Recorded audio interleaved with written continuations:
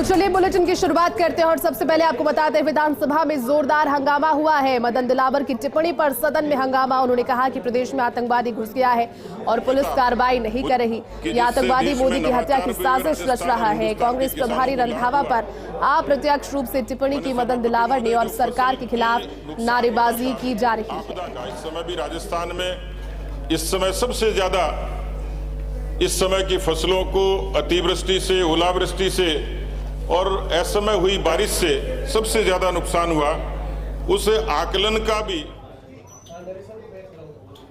तो देखिए विधानसभा में जोरदार हंगामा हुआ है और कहीं ना कहीं एक बयान जिस पर ये सारी बातें उसी के इर्द गिर्द घूमती हुई नजर आ रही है। प्रदेश प्रभारी कांग्रेस के सुखजिंदर सिंह रंधावा ने कल प्रधानमंत्री नरेंद्र मोदी पर जो राज्यपाल का राजभवन घेराव करो मार्च के दौरान टिप्पणियां की थी, उसको लेकर कल भी सदन में उस मुद्दे की गूंज रही और आज भी मदन दिलावर की टिप्पणी पर सदन में हंगामा। उन्होंने कहा कि प्रदेश में आतंकवादी घुस आया है और पुलिस कार्रवाई नहीं कर रही है।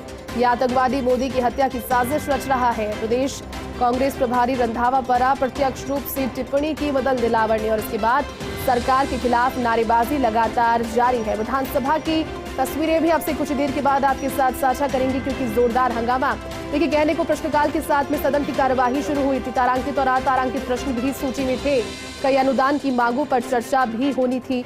ध्यानाकर्षण बिल भी लगाए गए, लेकिन सभी के बीच में कल का वो बयान जो कि सुखजिंदर सिंह रंधावा का रहा, वो सुर्खियां बटोर रहा है और कहीं ना कहीं सुर्खियों में बना भी हुआ है। और इस पर मदन दिलावर ने एक बड़ी बात कही। उन्होंने कहा कि उन्होंने भी एक बयान इस पर अब विवादित ही दिया है। उन्होंने कह दिया है कि राजस्थान में आतंकवादी एक घुस आया है जो कि नरेंद्र मोदी की हत्या की साजिश रच रहा है, लेकिन पुलिस कुछ कह नहीं रही। और इसी बात को लेकर फिर सरकार के खिलाफ नारेबाजी भी विधानसभा में जोरदार तरीके से हो रही है। बड़ी खबर आपको बता रहे हैं, विधानसभा में जोरदार हंगामा हुआ और ध्यानाकर्षण भी लगाया गया था आज दो अलग अलग मुद्दों पर।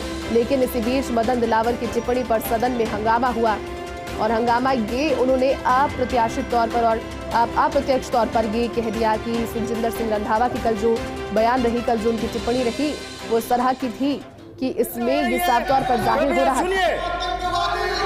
किसान के बारे में चर्चा हो रही है, किसान के बारे में चर्चा हो रही है, खेती बाड़ी के बारे में चर्चा हो रही है। आप सुनिए माननीय प्लीज सुनिए।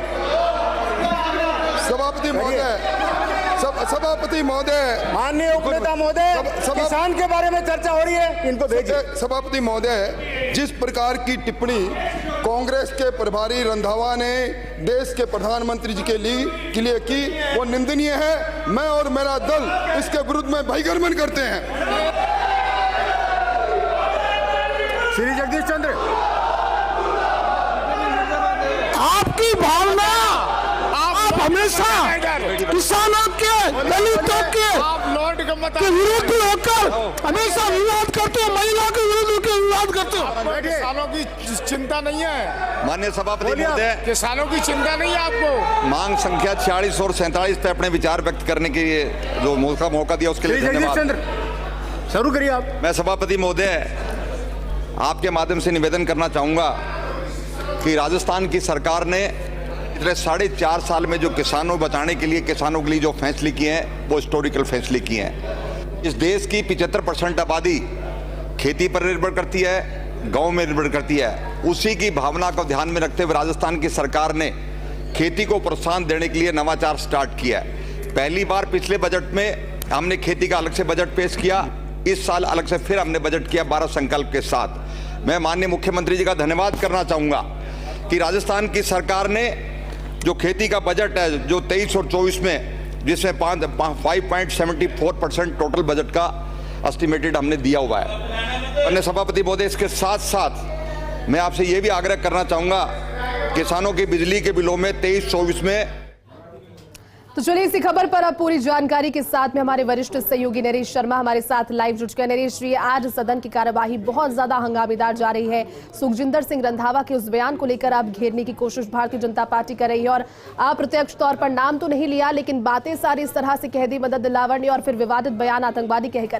क्या लगता है किस तरह का रह सकता है, क्योंकि बहिर्गमन अब विधायकों ने कर लिया है भारतीय जनता पार्टी के?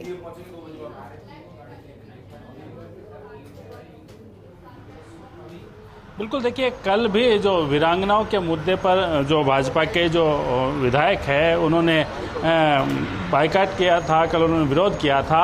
और आज भी जिस तरह से जो कांग्रेस के प्रभारी है रंधावा, उनके बयान को लेके जो विपक्ष है उन्होंने हंगामा किया था।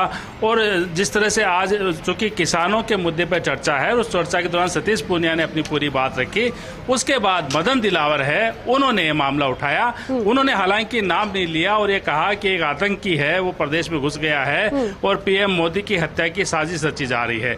लेकिन बाद में राजेंद्र राठौड़ ने साफ किया कि जो सुखजिंदर रंधावा है उनके बयान के खिलाफ उनका दल बहिर्गमन कर रहे हैं। भारतीय जनता पार्टी के वरिष्ठ नेता वासुदेव देवनानी हमारे साथ मौजूद हैं, उनसे हम बात कर लेते हैं। आज फिर जो आपकी दल है उन्होंने हंगामा किया है, वेल में आए हैं, नारेबाजी की है, विरोध किया है, बहिर्गमन किया है। क्या इतना बड़ा मुद्दा है? कांग्रेस के राजस्थान के प्रभारी रंधावा जी ने जिस प्रकार से मोदी को ख़त्म करने की बात कही, वह निंदनीय, शर्मनाक, अलोकतांत्रिक है। लोकतंत्र में सबको अपने विचार रखने की तो आज़ादी है, लेकिन आप देश के प्रधानमंत्री जिनके पीछे 130 करोड़ लोग हैं उनको ख़त्म करने की बात कहें, इससे लगता है कि कहीं न कहीं वे इस प्रकार के आतंकवाद राजस्थान में आता हुआ दिखाई दे रहा है। लेकिन इनको इस पर जानकारी होनी चाहिए, मोदी जी को ख़त्म करने वाला कोई पैदा भारत तो क्या विश्व में नहीं हुआ है। मोदी जी इस देश को ऊंचाइयों पर ले जाते रहेंगे और उनके पीछे 130 करोड़ की जनता की भावना है। कांग्रेस चूंकि स्वयं समाप्त होने जा रही है, इसलिए वो मोदी को समाप्त करने की बात करी है। कांग्रेस जरूर समाप्त होगी लेकिन मोदी जी समाप्त नहीं होंगे।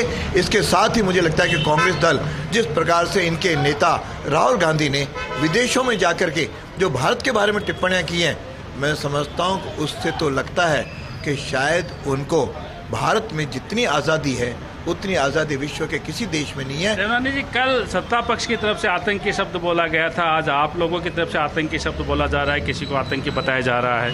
भाई, हमारे दल में किसी ने भी इस प्रकार की कोई बात नहीं कही। ये तो कांग्रेस को और कुछ नहीं मिलता तो इस प्रकार शब्द, लेकिन कांग्रेस के प्रभारी ने